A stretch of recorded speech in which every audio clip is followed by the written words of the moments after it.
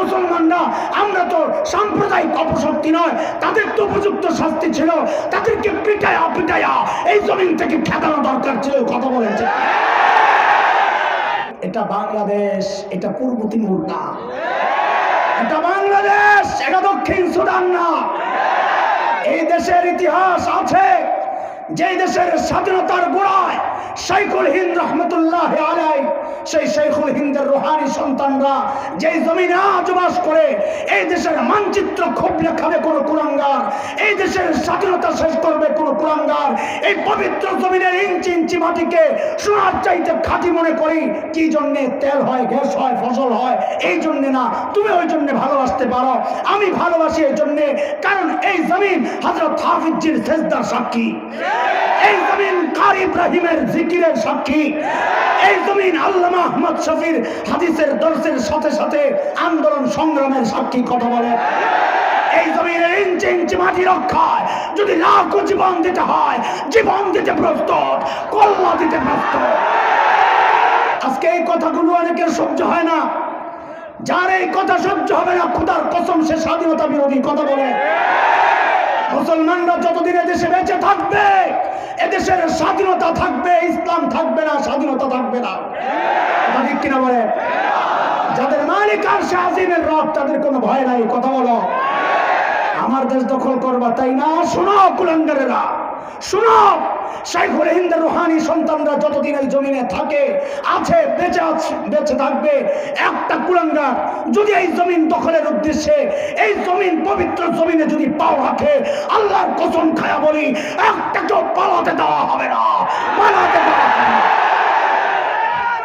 প্রস্তুত থাকতে হবে ইনশাআল্লাহ।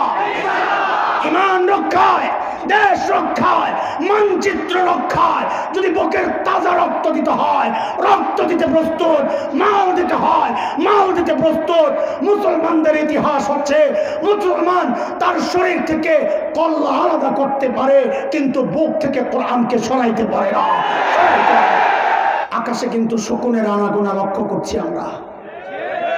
তুমি যদি দেশ বিরোধী হও, তোমার সাথে কোনো কথা নাই, কিন্তু তুমি যদি এই মানচিত্রে বিশ্বাস করো, এদেশের স্বাধীনতায় যদি বিশ্বাসী হও, তো আমাদের সাথে আওয়াজ উঠাও যে দেশের স্বাধীনতা রক্ষায় যে কোনো ত্যাগ স্বীকার করতে হয়। আমরা প্রস্তুত ইনশাআল্লাহ।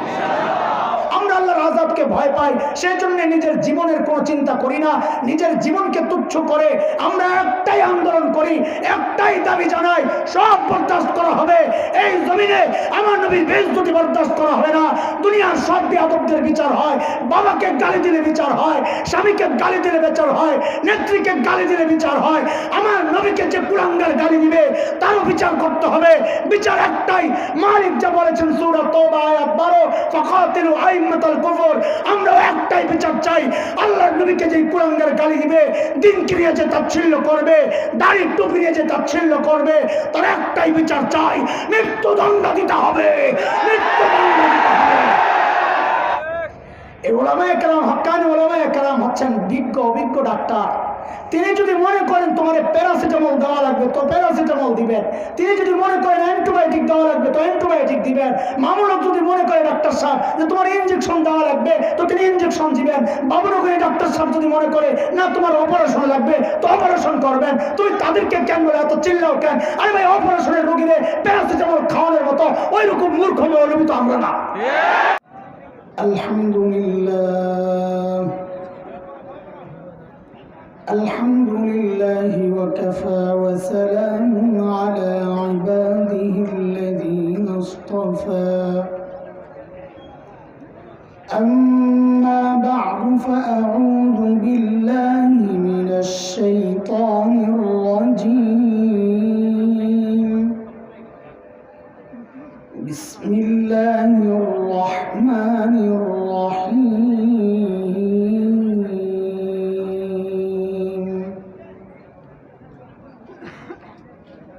لقد من الله على المؤمنين إذ بعث فيهم رسولا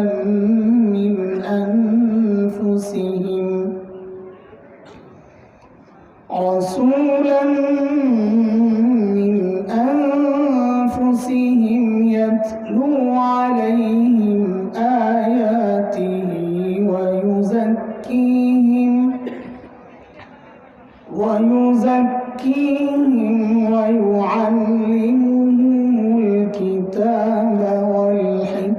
الرحمن وإن كانوا من قبل لفي ضلال مبين آمنت بالله صدق الله العلي العظيم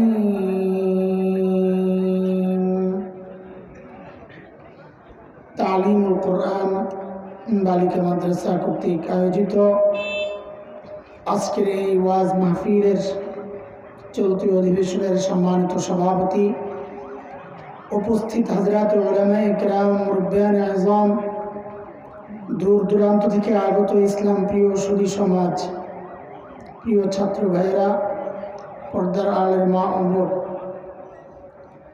আল্লাহ সুবহানাহু ওয়া তাআলার অশেষ মেহেরবানি, করুণা, দয়া, যে মহান মালিক লাখো কোটি মানুষ থেকে বাছাই করে দ্বীনি এই মজলিসে আমাদেরকে আসার বসার তৌফিক দান করেছে। এটা মালিক চেয়েছেন বলেই আমরা আসতে পেরেছি। কোরআনে আসছে এই কথা, আল্লাহ যাকে চান তাকে দিন বুঝার মানসিকতা দান করেন, আর যাকে চান না তাকে আপনি হাজারও বুঝাবেন, কাজ হবে না। তাকে আপনি বুঝাবেন ভাই লাউ কদু এক জিনিস না, সে বলবে না এক জিনিস। আল্লাহ বলেন তার দিন বুঝা আসমানে ওঠার মতো অসম্ভব, একেবারেই সম্ভব না। সূরা আনআমের মধ্যে মালিক বলেছেন এটা। فمن يرد الله أن يهديه يشرح صدره للإسلام ومن يرد أن يضله يجعل صدره ضيقا حرجا كأنما يصعد في السماء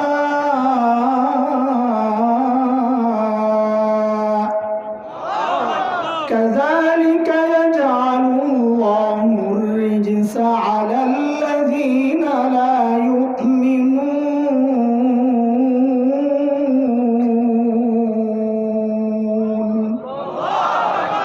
এই আয়াতের মধ্যে রব্বে কারীম এই কথাগুলো বলেছেন। মুহতারাম হাজরিন, যে মহান মালিক এই নিয়ামতে ধন্য করে আমাদেরকে এই মজলিসে একত্রিত করেছেন, ওই মালিকের শুকরিয়া আদায় করি, জবান খুলে প্রাণ খুলে কালিমাতুশ শুকর উচ্চারণ করি, আলহামদুলিল্লাহ।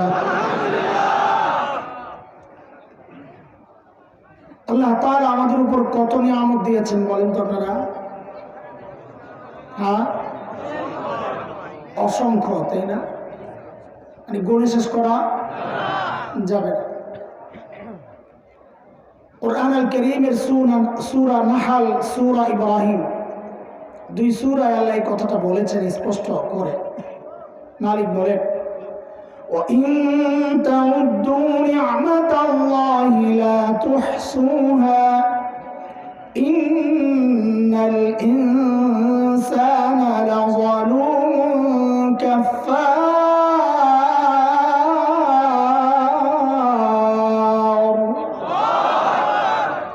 গনে গনে শেষ করা,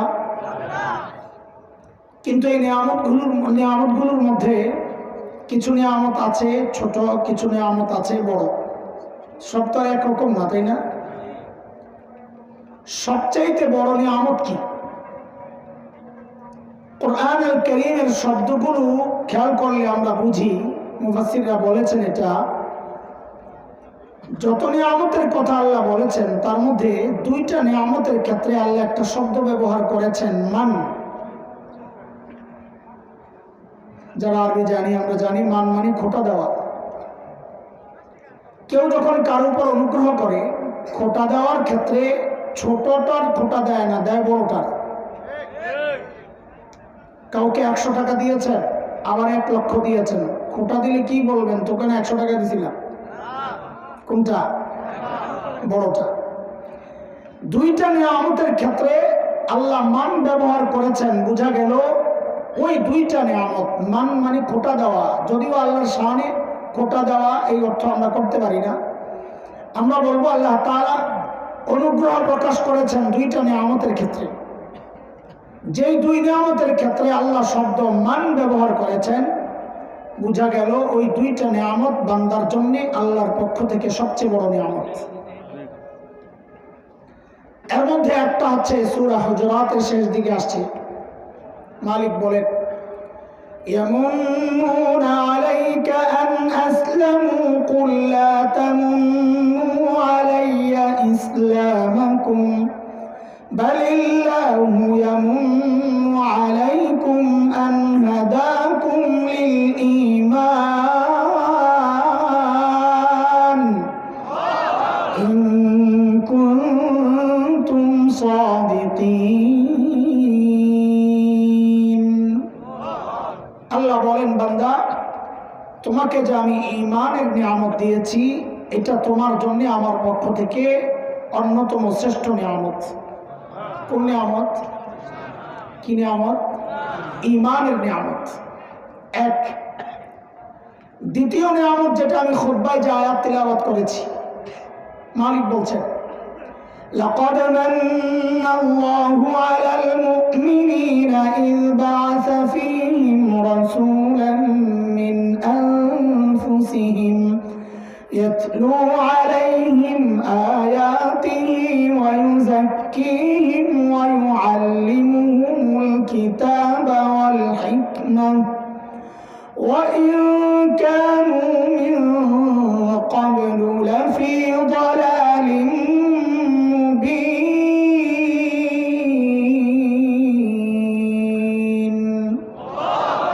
মালিক বলেন, বান্দা আমি আমার শ্রেষ্ঠ রসুলকে তোমাদের রসুল বানাইয়া পাঠাইছি, এটা তোমাদের জন্য আমার পক্ষ থেকে আরেকটা বড় নিয়ামত। তার মানে নবী হিসাবে, রসুল হিসাবে প্রিয় হাবিব সাল্লাল্লাহু আলাইহি ওয়াসাল্লামকে পেয়েছি, এটা আল্লাহর পক্ষ থেকে আমাদের জন্য অন্যতম শ্রেষ্ঠ নিয়ামত। এই নিয়ামত, এটা কত বড় নিয়ামত, আমার নবী কত বড় নিয়ামত, আজকে এটাই কিছু আলোচনা করার নিয়ত করছি। আমি যেন আপনাদের একটু ভাল লাগে, নবীর শান মান বয়ান করলে পাবলিক খুব খুশি হয়। মানতে পারছি না, চিনেননি আপনারা? নবী চিনেন? কথা বলেন, আমার সাথে কথা বলা লাগবে। ভাই রাত্রে দেরি করে আসি দেখে কথা বলবেন না। আমি তো না খাইয়ে বসে পড়ছি, আমার আগেই ওয়ার্নিং দিয়েছে, গাড়ির মধ্যে কলা রুটি থাকলে খায় লট। আর বলি কলা রুটি নাই আমার, তবে না খাইয়ে উঠবো, আপনি চিন্তা করেন না। তারপরে কথা বলা লাগবে। আপনাদের এই এলাকায় দৌড়ায় কি দিয়া? হাত দিয়া না পাও দিয়া? ও তো আমরা ঢাকার লোকে মিল আছে তো, দেখা যায় ঢাকার পাও দিয়াই দৌড়ায়। আচ্ছা বলেন তো, এই জায়গা থেকে যদি কাউকে ছেড়ে দেয়, স্পিডে দৌড়া, যত স্পিডে বারস, গোল্লা শুট খেলছেন ছোটবেলায়, আখিরি দৌড়টা যায় ওইরকম একটা দৌড় মারছে। ওই পাশে যাওয়ার পর তার হাত দুইটা বাইন্ধা দিছে, বাইন্ধা দিয়া কয় এবার আগের মতো স্পিডে আবার ফেরত যা। পারবে? কেন পারবে না? হাত দিয়া তো দৌড়ায় না, দৌড়ায় তো পাও দিয়া। হাতে না বাঁধছে, পাও তো বাঁধে নেয়, তো দৌড়ের স্পিড কমলো কেন? বলে হাত দৌড়ায় না, কিন্তু পাও যখন দৌড়ায় তখন হাত সাথে সাথে নড়ে, আর পাওকে বলে দোস্ত তুই একা না, তোর সাথে আমরাও আছে। এটা বললে পাও চলার মধ্যে গতি পায়। বক্তারা তো পায়ের ভূমিকায় পালন করবে, দৌড়াবে তো বক্তাই, কিন্তু আপনি শ্রোতা যদি হাতের ভূমিকা না নেন, লড়াচড়া না দেন, তো কথা আগাবে না, স্পিড আসবে না কথায়। যোগ তো আসে দেওয়া যায়। খামাখায় আমার ধোকা দিতেছেন আপনারা। জোরে সোরে ইনশাআল্লাহ। নবী চিনেন আপনারা? সত্যি কথা। কিন্তু আপনার চুল তো বলে আপনি নবী চিনেন না, আপনার মুখ তো বলে আপনি নবী চিনেন না, আপনার জামা বলে আপনি আপনার নবী চিনেন নাই, আপনার বিবির কাপড় বলে আপনি আপনার নবী চিনেন নাই, আপনার বাচ্চাদের বিয়ের প্রোগ্রামগুলো প্রমাণ করে আপনি আপনার নবী চিনেন নাই। ঠিক কথা। এই জন্য আজকে নবী চিনবো ইনশাআল্লাহ। তবে ফাঁকে একটা কথা বলি, আমি তো বয়ানের মানুষ না, আমি তো দরসের মানুষ, আমি কিতাব পড়াই না মানুষ। মুরব্বীরা জোর করে ঠেললে একরকম পাঠাইছে, তাও তো বয়স 5 বছর পুরো হয় নাই। পূর্তি করুন, এই যে সামনে ডিসেম্বর, 31শে ডিসেম্বর আমার 5 বছর পুরো হইব। বয়ানের 5 বছর। তো ওই জন্য ওইভাবে বলতে পারি না, কিন্তু একটা মিশন নিয়ে তো আমাদের নামা। যাই আলোচনা করি, এই যে আমাদের এলাকায় বলে বেসু আছে বেসুর তালে, আমরা যেদিকেই যাই ঘুরে মুড়া ওই মুহররমের ওয়াজের কিচ্ছা শুনছেন নি আপনারা? আল্লাহ জানে। এক বক্তা মুহররমের ওয়াজ মুখস্থ করছে, যা করে আল্লাহ, সুন্দর মতন সাইজ মতন। আজকে এক মাওলানা বলতেছে আপনার 3টা বয়ান দাড়ি কমা সহ মুখস্থ করছে। এখন কয়টি মারতাছি, মারেন আল্লাহ ভরসা। এক বক্তা মুহররমের ওয়াজ মুখস্থ করছে, তো এক জায়গায় গেছে রজব মাসে বয়ান করার জন্য। এলাকার মানুষ ধরছে, হুজুর সামনে সবে মেরাজ, একটু মেরাজের বয়ান করলে ভালো হয়। গাড়া করছে মুসিবতে, মেরাজের ওয়াজ তো মস্ত করে নেই, তো বয়ানে বলছে, যা করে আল্লাহ কি করে কি আসে যায়।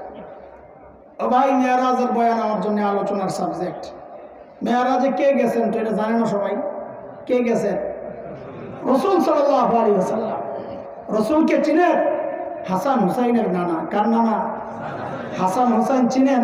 কি বলবো, হুসাইন শাহাদাত বরণ করলেন কারবালার ময়দানে, চলে গেছে কারবালা। বয়ানের শেষ হয়ে গেছে, কারবালা শেষ। হাই হাই, সময় তো শেষ। আমার তো আলোচ্য বিষয় ছিল আজকে মেরাজ, আমি তো শেষ করতে পারলাম না। আবার কখনো আসলে ইনশাআল্লাহ আপনাদেরকে মেরাজের বয়ান শোনাবো।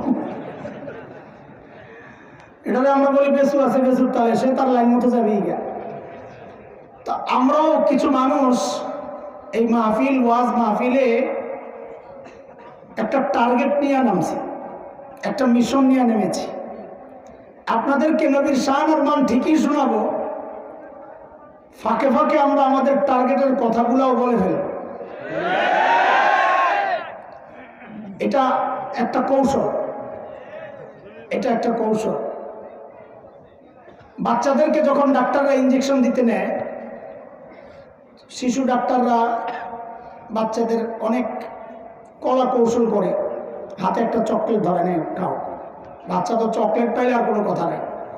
একটা খেলনা দিয়ে দিচ্ছে, একটা কাঠ পেন্সিল, একটা পেন্সিল তরুণী, একটা রাবার, মা খুশি। এইটা ডাক্তার কিন্তু এইটা ঘষতেছে, চেঞ্জ করতেছে। যেই দেখে ওই জায়গায় পুরোপুরি ব্যস্ত, আস্তে করে ইঞ্জেকশনটা বেরা দেয়। আরে ঠিক নি কথা?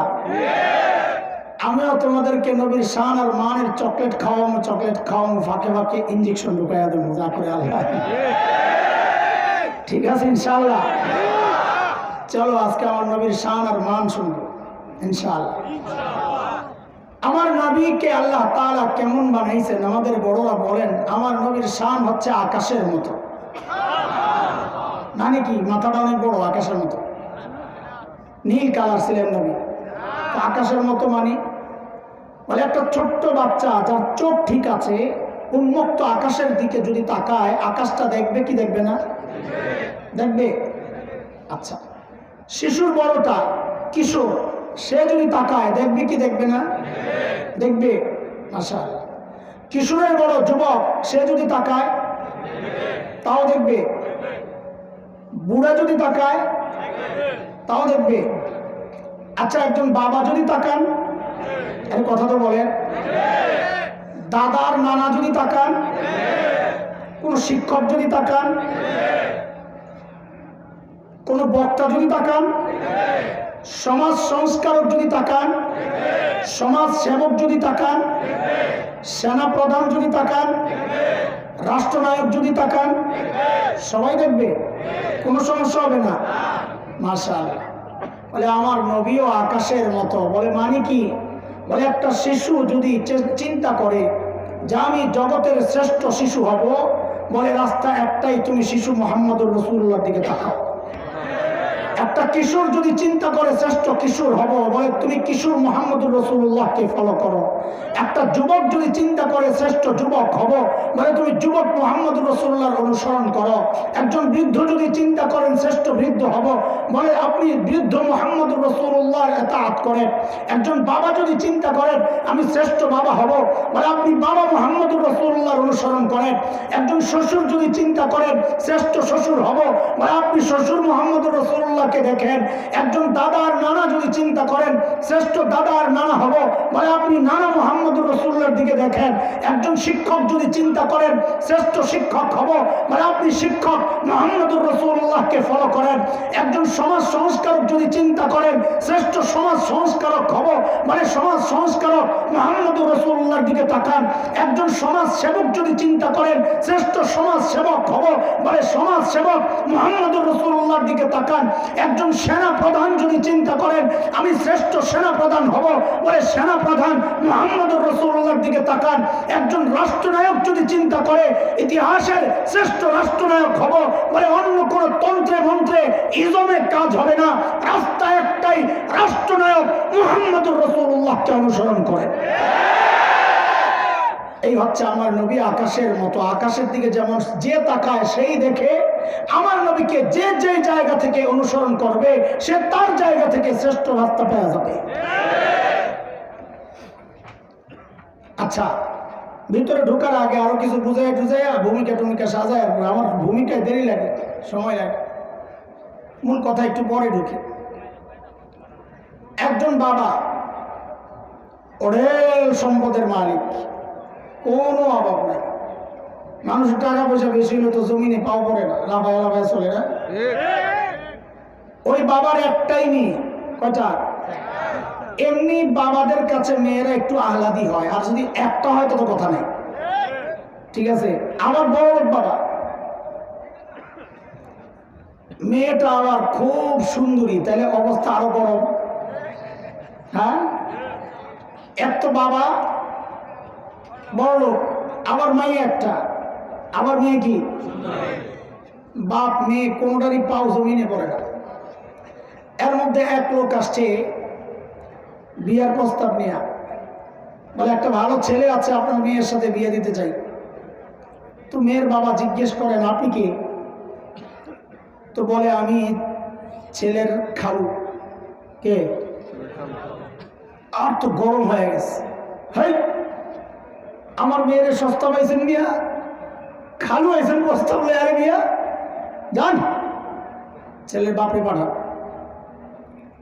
মানিস ওদের ব্যাপার আছে না।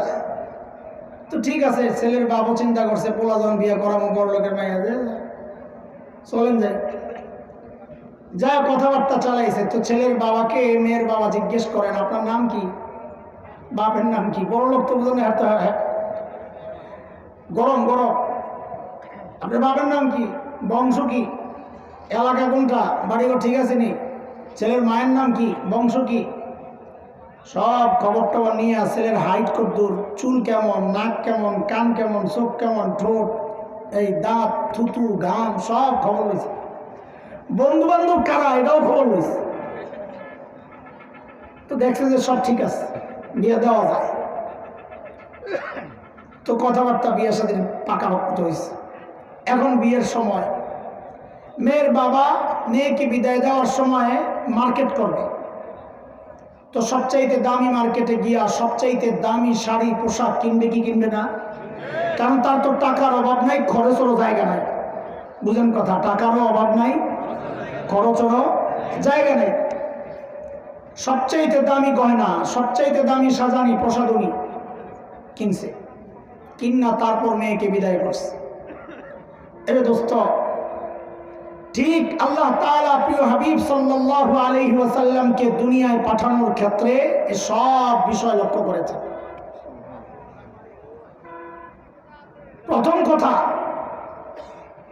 যে আমার নবীকে আমি দুনিয়ায় ফ্রিতে পাঠাবো না। ফ্রি জিনিসের দাম থাকে না। মানুষ যে জিনিস যত বেশি কষ্ট করে অর্জন করে ওই জিনিসের কদর আর দাম মূল্য তার কাছে তত বেশি থাকে। তো আল্লাহ তাআলা সিদ্ধান্ত নিয়েছেন নবীকে দুনিয়ায় পাঠাবেন, কিন্তু ফ্রি পাঠাবেন না, প্রস্তাব দেওয়া লাগবে। বলে প্রস্তাব দিয়া আমার নবীকে নেওয়া লাগবে, চাইয়া নিতে হবে, চাইয়া। তো বলে কে চাইবে? যে কেউ চাইলে চলবে না, ছেলের বাবা চাইতে হবে। কে? ছেলের বাবা। আমার নবীর বাবাকে মিল্লাতা আবিকুম ইব্রাহিম হুয়া সাম্মাকুমুল মুসলিমিন।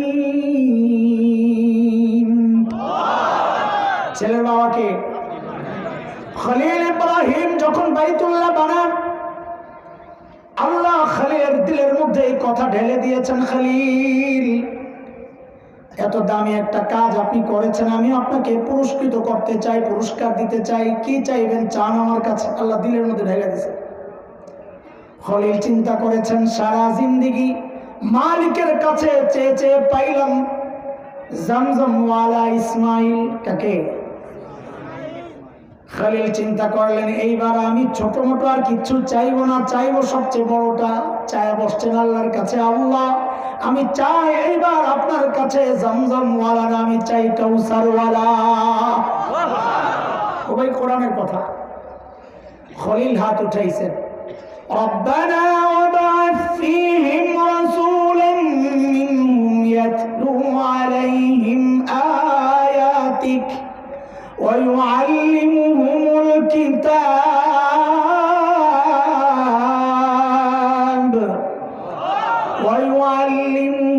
الكتاب والحكمة ويزكيهم إنك أنت العزيز الحكيم।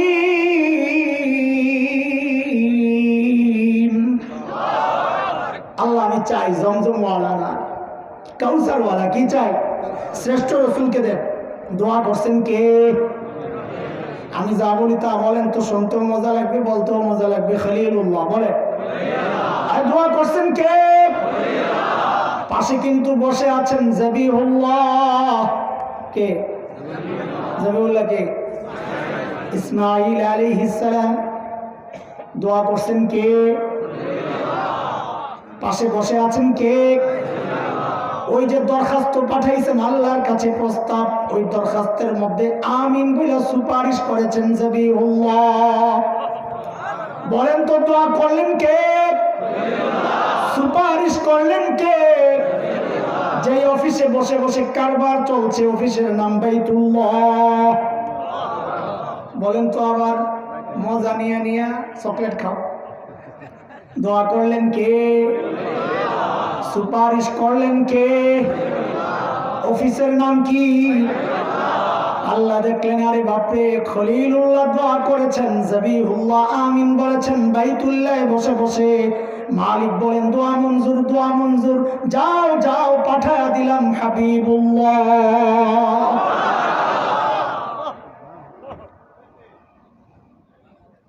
মজমা যখন শেষ হয়ে যায়, প্রধান বক্তা অথবা শেষ বক্তা, আজকে তো প্রধান বক্তা আগে গেছে, শেষ বক্তা আসছে পরে, তো মজমা একটু এলোমেলো হয়ে যায়, মানুষ একটু হাঁটাহাঁটি করে, কেউ বসে থাকে চুপচাপ, যা আর উড়াউড়ির কারণে জায়গাটা গরম করছে, সেটা লাভ নাই। কেউ একটু বাদাম টাদাম টিপে যায় আশপাশে ঘুরে, আবার কেউ কেউ আল্লাহ বান্দা আছে দূরে যায় শয়তানের লেঞ্জাটা নেই।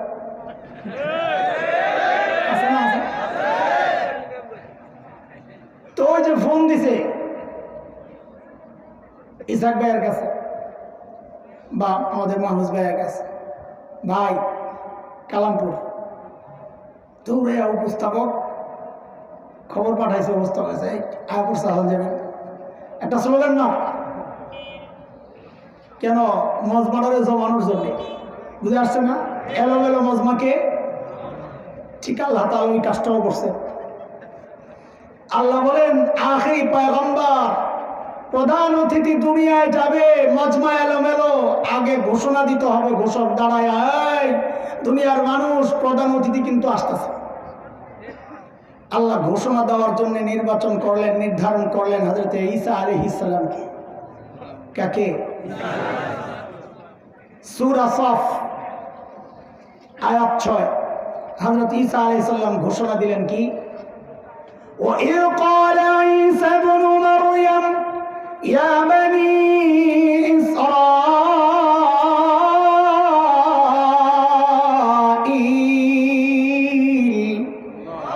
إِنِّي رَسُولُ اللَّهِ إِلَيْكُمْ مُصَدِّقًا لِمَا بَيْنَ يَدَيَّ مِنَ التَّوْرَاةِ وَمُبَشِّرًا بِرَسُولٍ يَأْتِي مِن بَعْدِ اسْمُهُ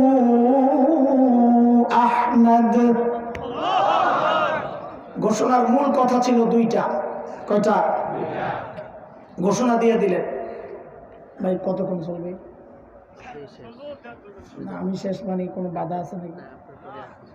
আচ্ছা ঠিক আছে, মানে আশেপাশের সিপা গলিতে ঢুকুন কিনা ওটা জানা নিলাম না। সোজা দৌড়াইতে হইব, সিপা সবাই ঢুকলে তো একটু সময় লাগবে, আর সোজা দৌড়াইলে বা সময় আমার ওটার উপরে নির্ভর কতক্ষণ আসি ওই হিসাবে আর কি। সিপা গলিতে ঢুকবো না, দৌড়াবো খালি ওইটা। হ্যাঁ সুবহানাল্লাহ, সেহরি খাই আজকে ইনশাআল্লাহ। কিয়ামতের আগে হযরত ঈসা আলাইহিস সালাম দুনিয়ায় আবার আসবেননি। কি জন্য আসবেন জানেননি আপনারা? অনেক কারণ আছে, অনেক কারণ। যেমন একটা কারণ, দোয়া করছেন আল্লাহর কাছে, আল্লাহ আখেরি পয়গম্বরের উম্মতের এত দাম, সুবহানাল্লাহ, আমিও যদি হইতাম। তো আল্লাহ দোয়া কবুল করছেন, আচ্ছা যান, আপনি আখেরি পয়গম্বরের উম্মত হতে মন চাইছে, যান, তো কিয়ামতের আগে আবার পাঠাবেন। কিন্তু এই প্রসঙ্গে একটা ভয়ঙ্কর প্রশ্ন জাগে, ওই জন্য জিজ্ঞেস করছি সিপা গলিতে ঢুকবো কিনা, কারণ ওই চোরা গলিতে অনেক দেরি লাগে ফিরতে, হারায় যাইতে হয়, কই কই জায়গায় খবর থাকে না। একটা প্রশ্ন জাগে, আহলুস সুন্নাহ ওয়াল জামাতের আকীদা হচ্ছে সমস্ত নবীদের মর্যাদা সমস্ত মাখলুকের মধ্যে শ্রেষ্ঠ, এমনকি ফেরেশতাদের চেয়েও। ফেরেশতাদের চেয়ে নবীদের মর্যাদা বেশি। কারণ হচ্ছে ফেরেশতারাও গুনাহ করেন নাই। সূরা তাহরীম আয়াত 6, লা ইয়াসুনাল্লাহ মা আমারহুম ওয়া ইয়াফআলুনা মা ইউমারুন। ফেরেশতারাও কোনো গুনাহ করেন নাই, নবীরাও কোনো গুনাহ করেন নাই, কিন্তু ফেরেশতাদের গুনাহ করার যোগ্যতাই ছিল না, নবীদের গুনাহ করার যোগ্যতা ছিল, করেন নাই, এই জায়গায় শ্রেষ্ঠত্ব। আমাদের অনেক ভাই আকীদা পোষণ করে যে নবীদের গুনাহ করার যোগ্যতাও ছিল না, আমাদের মতো মানুষ না, এটা ভুল। একজন মানুষ জন্মান্ধ, জন্ম থেকেই অন্ধ, ওয়াজ শুনছে, চোখের হেফাজত করা অনেক সওয়াবের কাজ, আলহামদুলিল্লাহ, জীবনে কারো দিকে তাকাই নাই, হারাম জায়গা। এটার কোনো কৃতিত্ব আছে, মানুষ হাসবে না? জন্ম থেকেই পাও নাই, দুইটা পাও ছাড়া জন্ম নিছে, গর্বের সাথে বলে আমার জীবনে আমি আমল কি করছি না করছি জানি না, তবে একটা কাজ বড় ভালো করছি, আমার জীবনে আমি কাউরে লাথি দিই না। এটার কোনো মান আছে? পাও আছে, লাথি দেয় নাই, চোখ আছে, দেখে নাই, তাইলে না সম্মান। নবীদের গুনাহ করার ক্ষমতা ছিল, করেন নাই, এর মধ্যে হলো সম্মান, মর্যাদা। তো হযরত ঈসা আলাইহিস সালাম নবী ছিলেন কিনা? কথা কর। আখেরি পয়গম্বরের উম্মতের যত দামই হোক, নবুয়তের মর্যাদার চেয়ে তো বেশি না। তো কারবারটা কেমন হইল? এক জায়গায় এক কমিশনারের প্রশংসা হচ্ছে, এমপি সাহেব লাভ দিয়ে দাঁড়ায় কয় আমারও কমিশনার বানায় দেন। ব্যাপারটা এমন হলো না? হযরত ঈসা আলাইহিস সালাম তো মর্যাদা উঁচা, তিনি কেন আখেরি পয়গম্বরের উম্মত হতে চাইলেন? তাহলে তিনি তার শ্রেষ্ঠত্বের মর্যাদার থেকে নিচে নামতে চাইলেন না? আরে কথা বুঝেন নাই? এমপি সাহেব কমিশনার হতে চাইছে, সোজা কথা। কত প্রশ্ন জাগে এরকম আপনাকে মাথায়। আমরা ঢাকায় মানুষ বিরিয়ানির পাগল, আপনাকে কি অবস্থা জানি না, আমরা খুব বিরিয়ানি খাই, আজকে দুপুরও খাইছি আলহামদুলিল্লাহ। তো এক হোটেলে এক বিরিয়ানি পাগল গেছে খাইতে, সামনে বিশাল ডিশ বিরিয়ানির, হাই মশলার গ্রান বেরোতেছে, ধোঁয়া উঠতেছে, মাশাআল্লাহ, গ্রান আর গ্রান। তো হোটেল বয় আইসা বলে, স্যার আমাদের রেস্টুরেন্টের আরেকটা স্পেশাল জিনিস আছে। বলে কি? বলে চাটনিটা হেভি টেস্ট, দিব? দে দে। বলেন তো বিরিয়ানির দাম বেশি না চাটনির দাম বেশি? এই লোক যে চাটনি খাইতে চাইছে, বিরিয়ানিরে বাদ দিয়া না বিরিয়ানিরে রাখিয়া? কথা বলেন না। হযরত ঈসা আলাইহিস সালাম নবুয়তের মর্যাদা পাইয়াও যে আখেরি পয়গম্বরের উম্মত হতে চাইছেন, দোস্ত, নবুয়তের বিরিয়ানির প্লেট তো সামনে আছে, কিন্তু তিনি চাইছেন আখেরি পয়গম্বরের উম্মতের ওই চাটনিটারে মিলাইয়া বিরিয়ানির স্বাদটারে বাড়াইতে, বিরিয়ানি বাদ দিয়া না। বুঝে আসছেনি কথা? বাদ। এটা একটা কারণ, কিয়ামতের আগে ঈসা নবীর আবার আসা। দ্বিতীয় কারণ হচ্ছে, ও ঈসা নবী, আপনি তো আমার প্রধান অতিথির আগমনের ঘোষণা দিয়েছিলেন, তাই না? তো আপনি কিয়ামতের আগে আবার যান দুনিয়ায় যাইয়া মজমা শেষের ঘোষণাটা আপনি দিয়ে আসেন। ঘোষক তো আপনি। প্রধান বক্তার আগমনের ঘোষণা বা অন্যান্য ঘোষণা যে দেয় মজমা শেষের ঘোষণাও তিনিই দেন। হযরত ঈসা আলাইহিস সালাম যেহেতু প্রধান বক্তার আগমনের ঘোষণা দিয়েছেন বলে মজমা শেষের ঘোষণাও আপনি দিয়ে আসেন। যান, আল্লাহ এই জন্য কিয়ামতের আগে নবী ঈসাকে আবার পাঠাবেন। বাদ দেন, চলে। হযরত ঈসা আলাইহিস সালামের ঘোষণার মূল কথা ছিল দুইটা। কয়টা? খেয়াল করেন। এক নম্বর হচ্ছে ইয়া বনি ইসরাঈল ইন্নী রাসূলুল্লাহি ইলাইকুম। ও বনি ইসরাঈল, আল্লাহ আমাকে তোমাদের রাসূল বানাইয়া পাঠাইছেন। এই কথাটা আমার সাথে দুইবার বলবেন আপনারা। বলেন, ও বনি ইসরাঈল, আল্লাহ আমাকে তোমাদের রাসূল বানাইয়া পাঠাইছেন। আবার বলেন, ও বনি ইসরাঈল, আল্লাহ আমাকে তোমাদের রাসূল বানাইয়া পাঠাইছেন। ওই যে আমি ইনজেকশন দেবো, যে এই প্রথম ইনজেকশনের সুই এটা, আমি তখন চামো ওই যে সুইটা দে তখন বাইর করে দিয়ে, এখন না রাখেন, এটা আপাতত। এটা এক ঘোষণা। দ্বিতীয় ঘোষণা, অমুবাশশিরাম বিরাসূলিন ইয়াতি মিন বাদি ইসমুহু আহমদ। যে প্রধান বক্তা আসছেন, সুসংবাদ শোনো, যার নাম হবে আহমদ। কি নাম? ভাই আমার তো এলেম কালাম নাই বললেই চলে। আল্লাহ তাআলা আমার নবীর এত দুইটা সুন্দর নাম দিছেন, শুধু এই দুই নামের উপর যদি কথা বলি তো রাত শেষ করা যাবে। এত মজা আর মজা, মজা আর মজা। আজীব নাম মুহাম্মদ সাল্লাল্লাহু আলাইহি ওয়াসাল্লাম, মানে সবচেয়ে বেশি প্রশংসিত। আহমদ সবচেয়ে বেশি প্রশংসাকারী। এই দুই নাম কেন, ওদিকে যাচ্ছি না, আরো দেরি হয়ে যাবে। বড় আজীব নাম। মক্কার কাফিররা যখন রাস্তাঘাটে যায় যায় মানুষের কাছে বদনাম করতো, এই মুহাম্মদের কাছে যাইবা না, খারাপ মানুষ। তো কাফিররা বলতো, কিরে ভাই, সবচেয়ে বেশি প্রশংসিত হয় আবার খারাপ হয় কেন? বুখারী রিওয়ায়াত আসছে। এরা এসে পরামর্শ সভা ডাকছে, এই খাইছে রে, মুহাম্মদ নাম পাল্টাই দেবো, এই নাম দিয়ে বদনাম করা যাবে না। তাহলে কি নাম রাখবা? তো বলে মুজাম্মাম রাখো, সবচেয়ে বেশি নিন্দিত। এখন হাটে ঘাটে বাজারে যায়া বলে, এই মুজাম্মাম খারাপ মানুষ, তার কাছে যাইবা না। এখন মানুষ জিজ্ঞেস করে, মুজাম্মাম কেডা? লাগছেনি বেশ বাইরে আগেরটাই ভালো।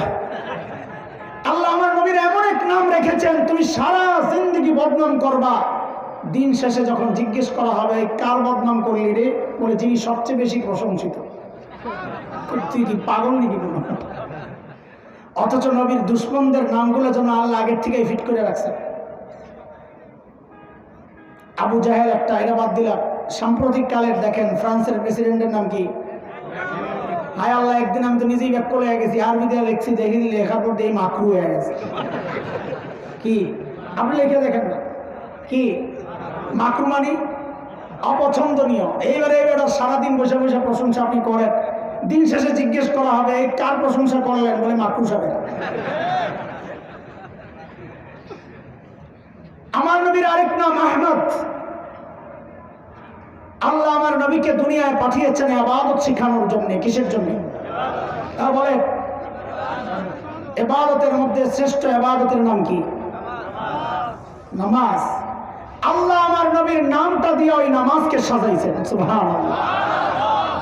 খেয়াল করলে দেখবেন, আহমদ লিখতে অক্ষর লাগে 4টা, আলিফ, হা, মিম, দাল। ঠিক যেন একজন নামাজি তার কাজগুলো একটা একটা করে পুরো করতেছে।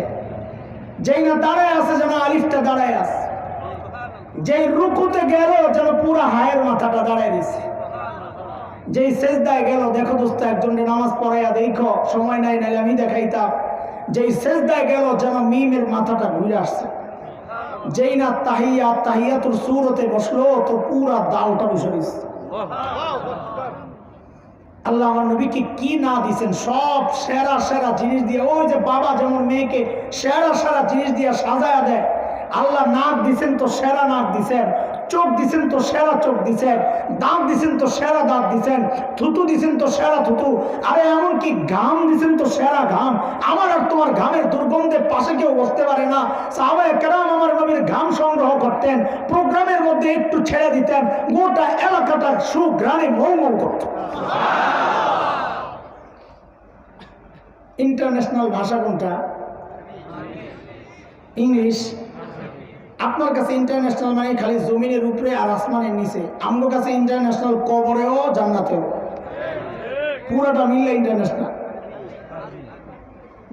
মাটির 2 হাত তলে যে ভাষা চলে না এটা ইন্টারন্যাশনাল হবে না। কবরে গেলে জিজ্ঞেস করবে নাকি হোয়ার ইউ, কি জিজ্ঞেস করবে? মার রব্বুকা চায়না ভাষা, কি ভাষা? কবরের নিচেও আরবি, আসমানের উপরেও আরবি, মাঝখানেও আরবি, জান্নাতেও আরবি ইনশাআল্লাহ। এরে দোস্ত খেয়াল করে দেখেন আল্লাহ তাআলা আমার নবীকে কি মহব্বত করেছেন, সুবহানাল্লাহ। আমার নবীর নামটা দিয়েই যেন আল্লাহ গোটা ভাষাকে সাজাইছেন, আলিফ থেকে ইয়া পর্যন্ত যেন প্রত্যেকটা অক্ষর আমার নবীর নামের একটা প্রথম অক্ষর। একটা একটা দেখেন আর খুঁজতে থাকেন। আপনি যদি আলিফকে টান দেন আমার নবী আহমদ, আপনি যদি বাকে টান দেন আমার নবী বশীর,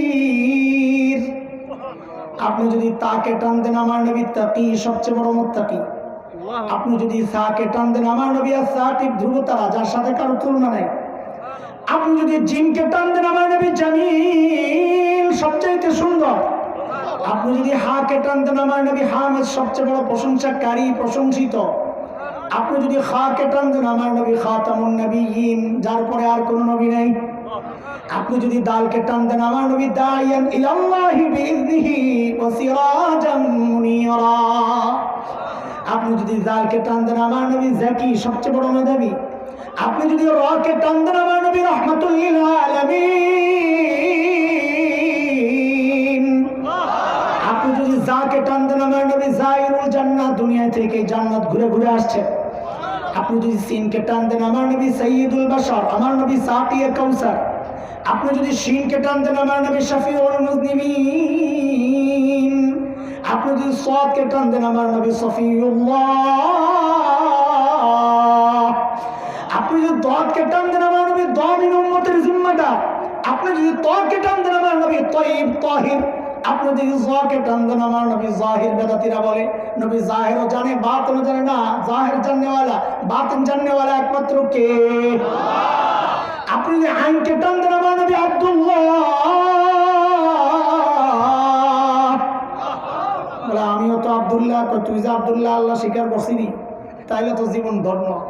আমার নবী যে আব্দুল্লাহ আল্লাহ নিজেই বলেছেন সুবহানাল্লাযী আসরা বিআবদিহি লাইলাম মিনাল মাসজিদিল হারামি ইলাল মাসজিদিল আকসা। আপনি যদি গায়নকে টান দেন গুয়ুর মানে আত্মমর্যাদা, নবী বলেছেন আনা গায়রু মিনকুম, তোমাদের মধ্যে সবচেয়ে বেশি আত্মমর্যাদা আমার। আপনি যদি ফাকে টান দেন আমার নবী ফারিক বাইনাল হক ওয়াল বাতিল, হক বাতিলের চূড়ান্ত পার্থক্যকারী। আপনি যদি কফকে টান দেন আমার নবী কারিউল কোরআন, জগতের সর্বপ্রথম কোরআনের তিলাওয়াত করনেওয়ালা। আপনি যদি ফাকে কাফকে টান দেন আমার নবী কাফিলুল উম্মাহ, আপনি যদি লামকে টান দেন আমার নবী লাঈমুশ শাইতান, শয়তানের সবচেয়ে বড় নিন্দাকারী। আপনি যদি মিমকে টান দেন আমার নবী মুহাম্মদ, আমার নবী মনসুর, আমার নবী মাহবুব, আমার নবী মুজাম্মিল, আমার নবী মুদ্দাসসির, আমার নবী মুস্তাফা সাল্লাল্লাহু আলাইহি ওয়াসাল্লাম। আপনি যদি ওয়াওকে টান দেন আমার নবী ওয়াকিলুল উম্মাহ, আপনি যদি নুনকে টান দেন আমার নবী নাযীর, আপনি যদি হাকে টান দেন আমার নবী হাদি লিল আলম, আপনি যদি হামজাকে টান দেন আমার নবী আল আমিন, আপনি যদি ইয়াকে টান দেন, আরে মালিক কত মায়া করে ডাক দিয়েছেন ইয়াসিন।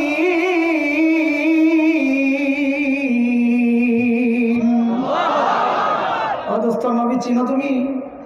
চিনলে না? কত বড় নিয়ামত আল্লাহ দিয়েছেন, সুবহানাল্লাহ। আচ্ছা রাখেন রাখেন, হুজুর একটা জায়গায় খালি একটু ভেজাল লাগে। কোন জায়গায়? আপনি তো বলছেন বাড়ি ঘর দেখে মাইয়া বিয়ে দেওয়ার সময় না, এই জায়গাটা একটু কেমন কেমন লাগতেছে কেন? আল্লাহ তো নবীকে দুনিয়ার সবচাইতে সুন্দর জায়গা কাশ্মীর, সুইজারল্যান্ড এগুলোতে পাঠান নাই, পাঠাইছেন কোন জায়গায়? জাজিরাতুল আরব, বৃক্ষ লতাহীন জলশূন্য বালুকাময় জায়গা, খাওয়া নাই, পানি নাই, ফল নাই, ফসল নাই। কেন কেন দুনিয়ার সুন্দর সুন্দর জায়গায় আল্লাহ আল্লাহ নবীরে পাঠাইতে পারতেন না? কথা কয় না? তো পাঠাইছেন তো একটা জায়গায়, খাওয়ান নাই, কিচ্ছু নাই। কারণ আমার কাছে তো খাওয়ানটাই হলো মূল জায়গা। পেট ঠিক তো সব ঠিক, একটু মনোযোগ লাগবে। এতক্ষণ তো উড়া উড়া কথা। নবীর শান মান মজাই লাগতেছে আলহামদুলিল্লাহ, এটা তো উম্মতের মজার একটা জিনিস অবশ্যই। কিন্তু এখন একটু মনোযোগ লাগবে, আলগা আলগা কথা আর শোনা যাবে না, একটু মনোযোগ লাগবে। আসেনি চকলেট খাওয়াইছি রে ভাই এতক্ষণ, আর কত চকলেট খাবি রাত্রে বেড়া, একটু ইঞ্জেকশনের জন্য আস্তে আস্তে একটু রেডি হইতে থাকো। আল্লাহ আমার নবীকে জাজিরাতুল আরবে কেন পাঠাইছেন? বিশ্ব মানচিত্র যদি খুলে ধরেন তো দেখবেন জাজিরাতুল আরবের অবস্থানটা কেমন। দেখবেন তিন দিকে শূন্য পানি, লোহিত সাগর আরব সাগর মিলায়া তিন দিক থেকে ঘেরাও করে রাখছে। একদিকে জর্ডান সিরিয়া ইরাক, ওইদিকে একটু ঝুলে রয়েছে, ঠিক যেন মানুষের হার্ট কলব, যার তিন দিক শূন্য ঝুলে আছে। একদিক উপর দিয়া ঝুলে আছে, রক্তক দিয়া শরীরের সাথে সংযুক্ত। এই জন্যে ভূতত্ত্ববিদরা জাজিরাতুল আরবের নাম দিছে জিওগ্রাফিক হার্ট, মানচিত্র, গোটা মানচিত্রের মধ্যে এটা হচ্ছে হার্ট, দুনিয়ার হার্ট। এটা ঝুলে রয়েছে যে দেখতে হার্টের মতো লাগে। আল্লাহ তাআলা আমার নবীকে ওই হার্টের মধ্যে কেন পাঠাইলেন, জাজিরাতুল আরবে কেন পাঠাইলেন, ওটা বোঝার জন্য আরেক জায়গায় যাইতে হবে। চলে, আমার নবী দুনিয়ায় আসার আগ পর্যন্ত যত দর্শন ছিল, দার্শনিকরা ছিল, গ্রিক দর্শন, রোমান দর্শন, ব্যাবিলন, ইরাকি, বাগদাদি, মিশরীয়, পারস্য, সমস্ত দার্শনিকদের একটাই কথা, মানুষকে নিয়ন্ত্রণ করে তার ব্রেন। কে? সর্বপ্রথম গোটা দুনিয়ার দার্শনিকদের বিরুদ্ধে দাঁড়ায়া ঘোষণা দিলেন আমার নবী, আয় না, মানুষকে তার ব্রেন নিয়ন্ত্রণ করে না, মানুষকে নিয়ন্ত্রণ করে তার হার্ট। একাডেমিক লেখাপড়া নাই, অথচ কি ঘোষণা দিয়ে দিলেন গোটা দুনিয়ার দার্শনিকদের বিরুদ্ধে। আজকের চিকিৎসা বিজ্ঞানীরাও স্বীকার করতে বাধ্য হয়েছে যে হ্যাঁ, মানুষকে তার ব্রেন নিয়ন্ত্রণ করে না, করে হার্ট। নবী ঘোষণা দিলেন, আলা ইন্না ফিল জাসাদি মুদগাহ ইযা সালুহাত সালুহাল জাসাদু কুল্লু ওয়া ইযা ফাসাদাত ফাসাদাল জাসাদু কুল্লু আলা ওয়া হিয়াল কলব। পিসাবরা তো সারা জিন্দেগি এই হাদিস রে মানুষের আত্মা পরিশুদ্ধের পেছনে লাগাইছিলেন। আমরা তো পিসাব না, আমরা একটু অন্য জায়গায়ও লাগাই, ঠিক আছে না? কোন বুঝেন নাই আপনারা? ও হুজুরা বুঝছে, আপনারা না বুঝলেও চলবে। এই হাদিস দিয়া তো মানুষের আত্মা পরিশুদ্ধের মেহনতের ওয়াজ যারা করে তারা এই হাদিসটা লাগাই দেন। আল্লাহর নবী বলেন, হে আমার উম্মত, শরীরের ভেতরে একটা গোশতের টুকরা আছে, ওই গোশতের টুকরা যদি ঠিক হয়ে যায় গোটা বডি ঠিক, ওইটা বরবাদ হয়ে গেলে গোটা বডি বরবাদ। এইবার বুঝেন আল্লাহ তাআলা আমার নবীকে দুনিয়ার হার্টের মধ্যে কেন পাঠাইছেন? কারণ আমার নবী একমাত্র নবী যিনি বিশ্ব নবী। আল্লাহ তাআলা বিশ্ব নবীকে হার্টে পাঠাইছেন। ও নবী, হার্টে মেহনত করেন। ইদা সলুহাল কলব, হার্ট যদি ঠিক হয়ে যায়, সলুহাল জাসাদ কুল্লু, গোটা দুনিয়ার বডিটা ঠিক হয়ে যায়। এর চরম বাস্তবতা হচ্ছে আজকের বিশ্ব, আজকে আরব বিশ্ব মানচিত্র খুলে দেখো, আজকের জাজিরাতুল আরব, ওই হার্টের মধ্যে গন্ডগোল শুরু হয়ে গেছে। ইসলাম মুসলমানদের অবস্থা বড় নাজুক। হার্ট যেহেতু পৌঁছে গেছে, গোটা দুনিয়া থেকে মুসলমানদের আখলাক, ইমান, চরিত্র সব শেষ হয়ে গেছে। হার্ট যদি ঠিক হয়ে যায়, আজও যদি জাজিরাতুল আরব ঠিক হয়ে যায়, খোদার কসম গোটা দুনিয়া মুসলমান শাসন করবে। আরব বিশ্ব পচন ধরেছে, গোটা দুনিয়ায় পচন ধরেছে। কেন? এটা তো নবীরই কথা, ইদা সলুহাত সলুহাল জাসাদু কুল্লু ওয়া ইদা ফাসাদাত ফাসাদাল জাসাদু কুল্লু আলা ওয়া হিয়াল কলব। দুনিয়ার মানচিত্রের মধ্যে, গোটা দুনিয়ার মানচিত্রের মধ্যে হার্ট হচ্ছে জাজিরাতুল আরব। বুঝে আসছে কথা? এইবার বুঝেন আল্লাহ আমার নবীকে দুনিয়ার মাঝখানে কেন পাঠাইছেন? কই হার্টে মেহনত করার জন্য। যেহেতু নবী বিশ্ব নবী, যেন গোটা দুনিয়ায় নবীর হেদায়েতের নূর ছড়ায়া যায়। দুইটা উদাহরণ দিলে আরো ভালো বুঝবেন ইনশাআল্লাহ। একটা পুকুরের মধ্যে মাঝখানে যদি একটা ঢিল ছড়ে,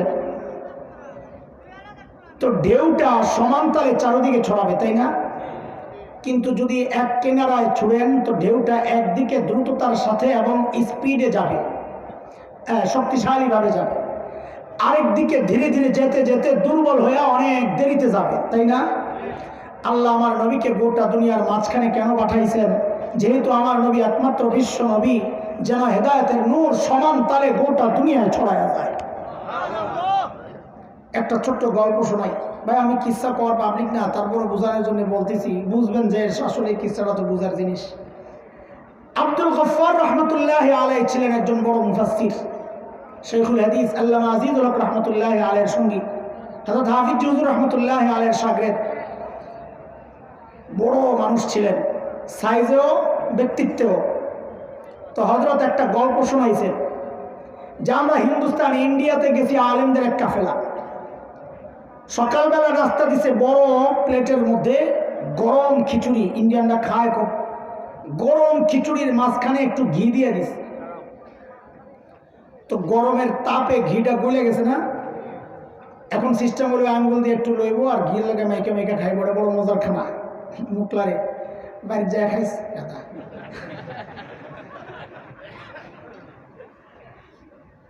এটা বুঝার আগে আরেকটা জিনিস বুঝালো,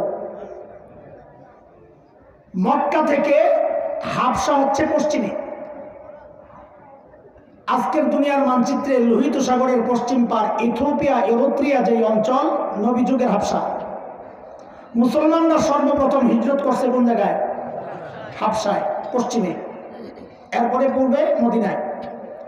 ওই যে প্লেটের দুই পাশে, চারপাশে তো ওলামায়ে কেরাম বসা, পশ্চিম দিকে যে মাওলানা সাহেব বসছেন, উনি হঠাৎ করে কাম করলেন কি, একটা ঘিয়ের মধ্যে আঙুলটা ঢুকাইয়া নিজের দিকে পুরো এরকম টান মেরে কয়, ইসলাম প্রথমে মক্কা থেকে হাবশার দিকে হিজরত করছে। ঘিরে বানাইছে ইসলাম, ওই যে মাঝখানে যে ঘি তো গলে গেছে গরমে, সব ঘি ছুটছে হাবশার দিকে। পূর্ব দিকে যে মাওলানা বসা, কিন্তু সর্বনাশ, ঘি তো হাবশাওয়ালা খায় লাগবো, উনি আবার তাড়াতাড়ি আঙ্গুলটা ঢুকাইয়া দিচ্ছে নিজের দিকে একটা টান, তারপর ইসলাম মক্কা থেকে মদিনার দিকে হিজরত করছে। আব্দুল গফফার সাহেবের কারবারটা দেখছো, ঘি তো দেখা যায় হাবশাওয়ালা মদিনাওয়ালা খায় লাগবো, কারণ তাড়াতাড়ি হাতাগুলা বটলা, লম্বা মানুষ তো দেখায় খুব সুন্দর করে, হাতাগুলা বইটাই ঘিটারে পুরো খিচুড়ির মধ্যে মাখলাম আর বললাম, এরপর ইসলাম গোটা দুনিয়ায় ছড়াই গেছে। এইবার বুঝছুনি আল্লাহ ঘি মাঝখানে কেন পাঠাইছে, সময় মতো আমরা ওই ঘিয়ের ভাগ পাইছি, নাইলে আস্তে আস্তে দেরি হইতো। আর বুঝে আসছে কথা? হ্যাঁ, এই সর্বশেষ চকলেটটা দিলাম, চলো জাগাত যাই। দোস্ত, যে জন্য এতক্ষণ কষ্ট করছি একটু কথা বলার জন্য, আমার কামে এটা লম্বা দূর থেকে আস্তে আস্তে আগাই, যার ধৈর্য আসে বয়া বয়া শুনবো, ধৈর্য নাই তো চলে যাবে। গরম গরম ডাইরেক্ট অ্যাকশন চলবো না। বুঝো তুমি একটু, বাংলাদেশের আকাশে শকুনের আনাগোনা পরিলক্ষিত হচ্ছে।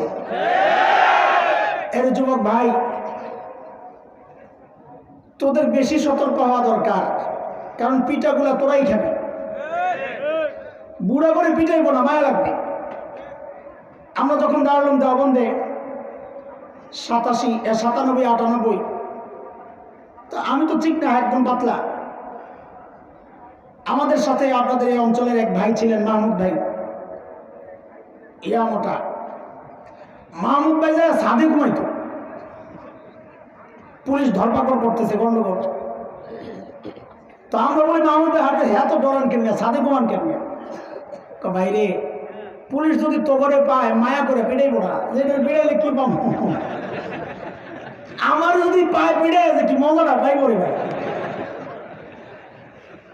তা আমার পরে বুঝে আসছে, আল্লাহ যদি কোনো কারণে আমরা দেওয়ান ভাই হুজুর জাহান্নামী হয়, ফিরিস্তারা পিড়াই আছে কি মজাটা পাই করে ভাই।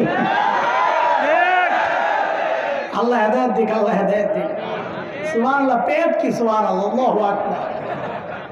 আমার এক দোস্ত বলে, তুই এর বিরুদ্ধে বলিস, আগে তো খুব বলতাম, এর বিরুদ্ধে বলিস না কেন?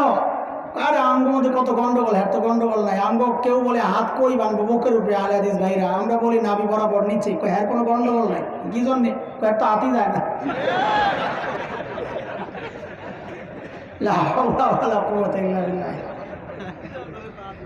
তো পিড়া খাইলে তোরাই খাবি, আমগো বুড়া করে পিড়াইবো না, আমগো দু একটা লাগাই তারে তো নেতা হিসাবে। এই জন্য সচেতন সতর্ক তঙ্গই হওয়া দরকার। শোনো, কথা শোনো, বাংলাদেশের পার্বত্য অঞ্চল, উত্তরবঙ্গ, সীমান্ত এরিয়াগুলো হাজার হাজার খ্রিস্টান মিশনারিরা কাজ করতেছে। হাজার হাজার নয়, লক্ষ লক্ষ মুসলমানকে লোক দেখাইয়া ভুলভাল বুঝাইয়া খ্রিস্টান বানাচ্ছে। আসেনি খবর? গত কয়েক বছর আগে আমরা গেলাম দাওয়াতি কাফেলা নিয়ে মুরতাদ ভাইদের কাছে, বিশেষ করে দাওয়াত দেওয়ার জন্য যে ভাই ইসলামী ফেরত আসো। এনজিওরা, মিশনারিরা, এরা পুলিশের কাছে যায় রিপোর্ট করেছে ঢাকা থেকে কিছু মৌলবী আসছে, এদের মতিগতি ভালো মনে হচ্ছে না, মারামারি লাগতে পারে। পুলিশ আমাদেরকে ডাকাইলো, ভাই আপনারা কারা, কি চান? তো বললাম, ভাই আমরা নিরীহ মানুষ, মারামারি করার লোক না, লাঠি সোটা নাই, আমরা আসছি আমাদের মুরতাদ ভাইদেরকে দাওয়াত দিয়ে ইসলামে ফেরত আনার জন্য, এটাই আমাদের মিশন। তখন পুলিশ আমাদেরকে একটা প্রশ্ন করেছে। এই প্রশ্ন যখন আমি আপনাদের সামনে উত্থাপন করব, আমার মনে হয় ধারণা আপনাদের মনে মনেও কারো কারো ওই প্রশ্ন জাগবে যে হ্যাঁ, কথা তো ঠিকই আছে। কি? পুলিশের জিজ্ঞাসা, আচ্ছা হুজুর বলেন তো, আমরা মুসলমানরা কথার কথা দাওয়াত তাবলীগের মাধ্যমে গোটা দুনিয়া ইসলামের প্রচার করতেছি, আমেরিকায় চলে, ইউরোপে চলে, অস্ট্রেলিয়া, আফ্রিকা, রাশিয়া, গোটা দুনিয়া ইসলামের প্রচার করতেছি, আমাদেরকে তো তারা বাধা দেয় না। তো খ্রিস্টানদেরকে বাংলাদেশে তাদের ধর্মের প্রচার করতে আমাদের কেন এত মাথা ব্যথা? তার ধর্মের প্রচার সে করুক, আমার ধর্মের প্রচার আমরা করব। এটা পুলিশের কথা। এখন আপনাদেরও কারো কারো মনে মাথা এটা ঢুকছে যে কথা তো ঠিকই আছে, যার যার ধর্মের প্রচার সে করবে। লাকুম দিন হুকুম ওয়ালিয়া দিন, বুখারীর হাদিস। ওই আছে বুখারী শরীফে, লা হাওলা ওয়ালা কুওয়াতা ইল্লা বিল্লাহ। বুখারীতে তাফসীর আছে, ঠিকই আছে, কথা মিছা না। বিষয়টা কি? কেন আমরা এগুলা বাধার সৃষ্টি করি? তারা কেন বাধা দিতে পারবে না, আমরা কেন বাধা দিতে পারি? বিষয়টা কি? এতক্ষণ যা বুঝাইছি এই বিষয়ের জবাব এই পুরা কথার মধ্যে। বলে এই প্রশ্ন যার মাথায় জাগবে সে মূলত তার নবী চিনে নেয়। কেন?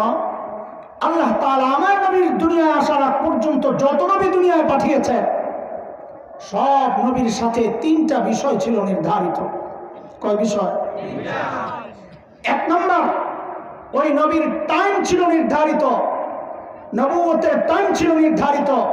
আমার নবী একমাত্র নবী, বিশ্ব নবী যার টাইম নির্ধারিত না, তিনি কিয়ামত পর্যন্ত নবী, মাঝখানে আর কোন নবী আসবে না। যদি কেউ দাবি করে সে ভণ্ড, প্রতারক, মিথ্যুক, দাজ্জাল, কাজ্জাব।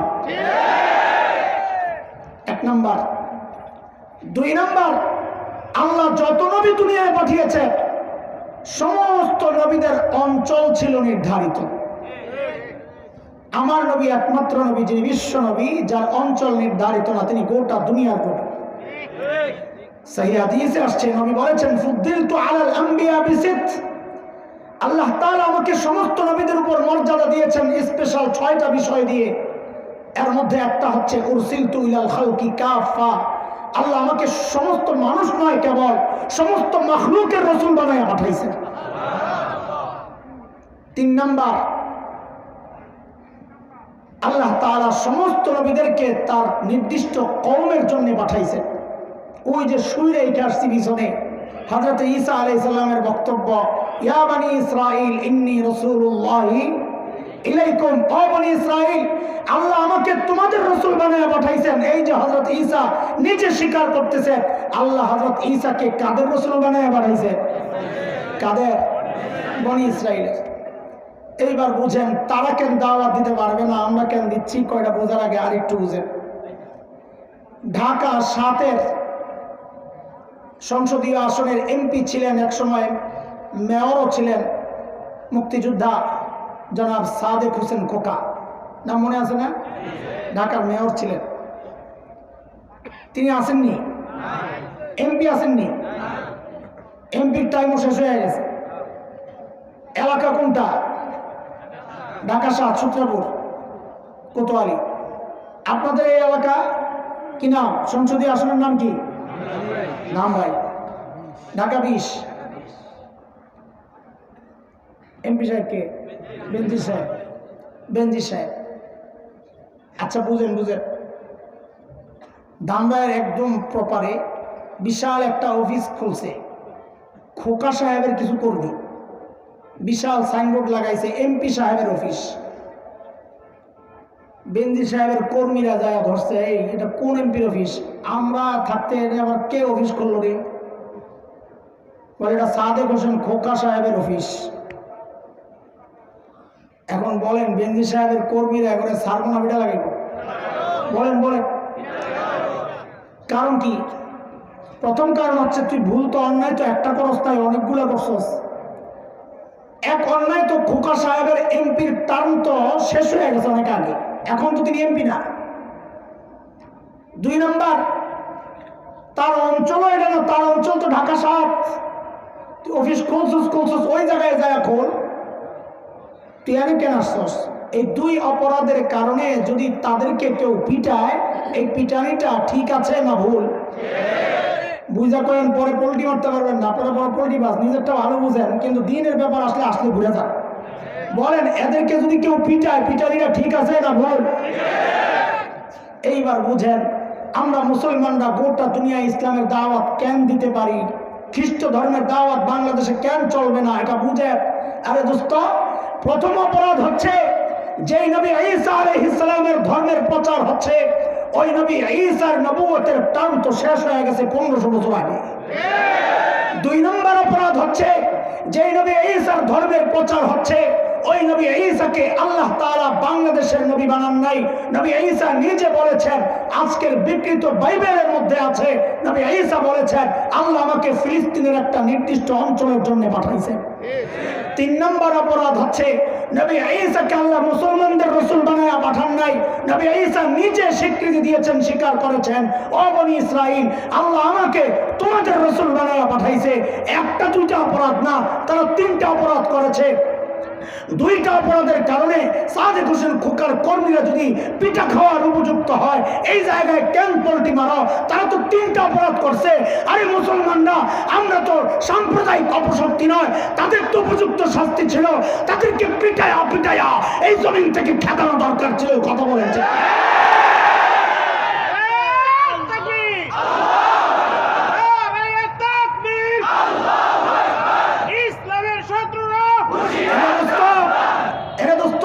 রাজনৈতিক ব্যাপার নয়। তুমি যদি এসেছেন মানচিত্রে বিশ্বাস করো তো তোমাকেও একটু চিন্তা করা দরকার, কারণ শুধু ধর্মীয় ব্যাপার না, এটা ধর্মীয় ব্যাপার না।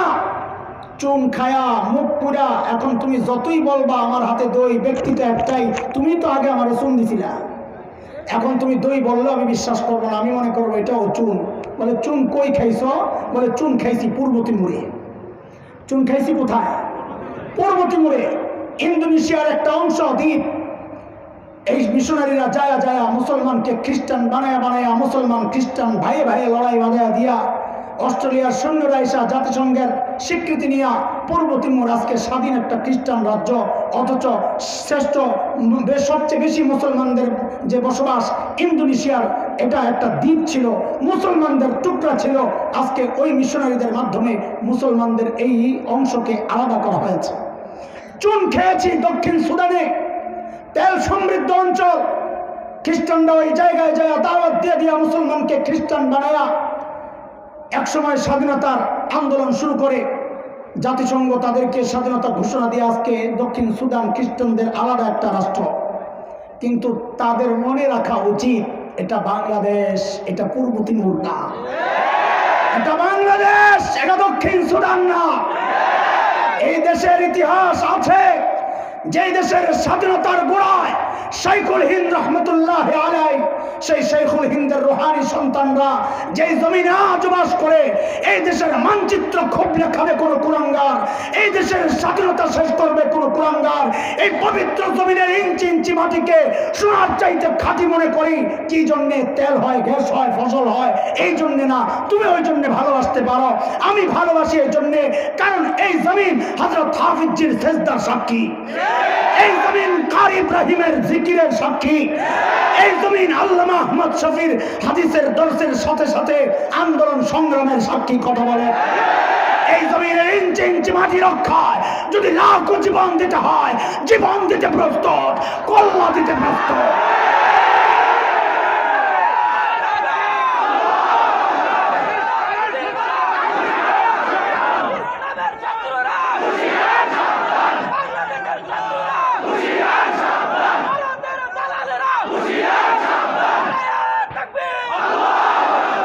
আজকে এই কথাগুলো অনেকের সহ্য হয় না। যার এই কথা সহ্য হবে না, খোদার কসম সে স্বাধীনতা বিরোধী কথা বলে। মুসলমানরা যতদিন দেশে বেঁচে থাকবে, এদেশের স্বাধীনতা থাকবে, ইসলাম থাকবে না, স্বাধীনতা থাকবে না। ঠিক কিনা বলে? মাঝে মধ্যে ভেসকি দেয় বিড়ালের দলেরা। এরা কি? এরা কি? বিড়াল বিড়াল বিড়াল বিড়ালরা ভেসকি দেয় তোমারে আর আমারে। মনে রেখো, 100টা বিড়াল দেখলেও বাঘ কিন্তু একটুও ডরায় না। কিন্তু ওই একটা বাঘের লেন্সা যদি 100টা বিড়াল দেখে সব পালাইতে থাকবো। কথা ঠিক কিনা? আরে কথা ঠিক কিনা? তোরা বাঘের জাত, যাদের মালিক আরশে আজিমের রব, তাদের কোনো ভয় নাই। কথা বলো। মালিক জানায়া দিয়েছেন, ফাইন তাওয়াল্লাউ ফাকুল হাসবিয়াল্লাহ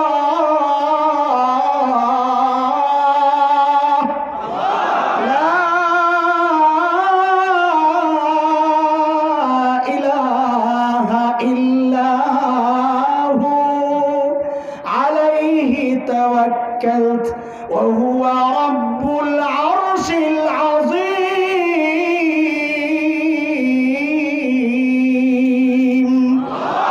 যাদের মালিক আরশে আজিমের রব, তাদের কোনো ভয় নাই। কথা বলো। আমার দেশ দখল করবা তাই না? শোনো কুলাঙ্গারেরা, শোনো। শাইখুল হিন্দের রুহানি সন্তানরা যতদিন এই জমিনে থাকে, আছে, বেঁচে থাকবে, একটা কুলাঙ্গার যদি এই জমিন দখলের উদ্দেশ্যে, এই জমিন পবিত্র জমিনে যদি পাও রাখে, আল্লাহর কসম খায়া বলি, একটাকেও পালাতে দেওয়া হবে না, পালাতে দেওয়া হবে না। প্রস্তুত থাকতে হবে ইনশাআল্লাহ। ইমান রক্ষায়, দেশ রক্ষায়, মানচিত্র রক্ষায় যদি বুকের তাজা রক্ত দিতে হয়, রক্ত দিতে প্রস্তুত।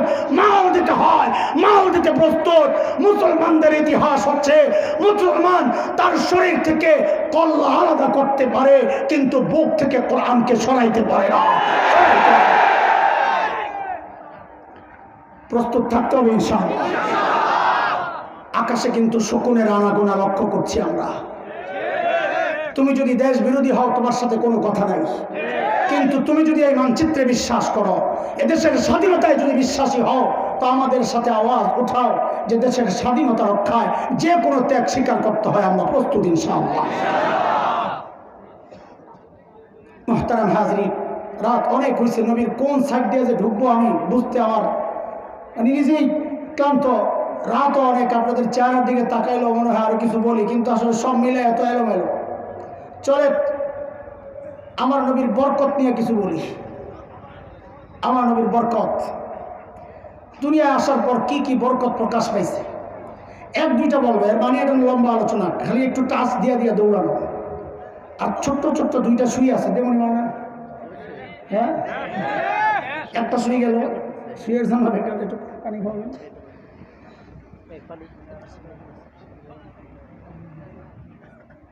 হযরত আমিনা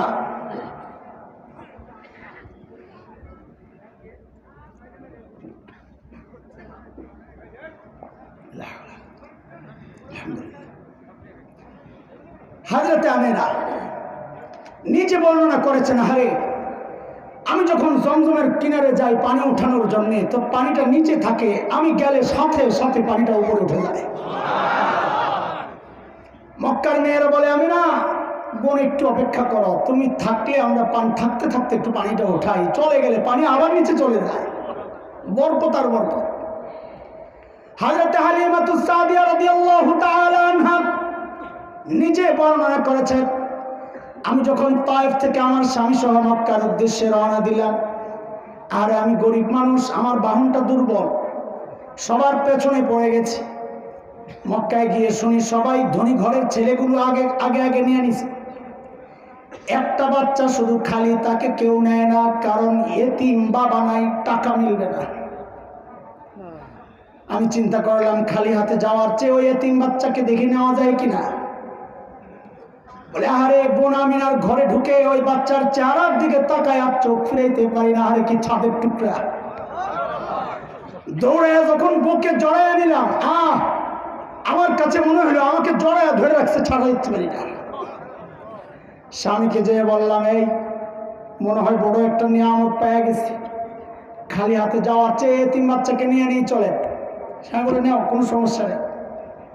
বলে আমি আমার বাচ্চারে কোলে নিয়ে স্বামী আমার সামনে বাহনের মধ্যে যেই উঠলাম অমনি বাহনটা ধপাস করে বসে পড়লো। গুতা দেই কত ভাবে ওঠে না ওঠে না।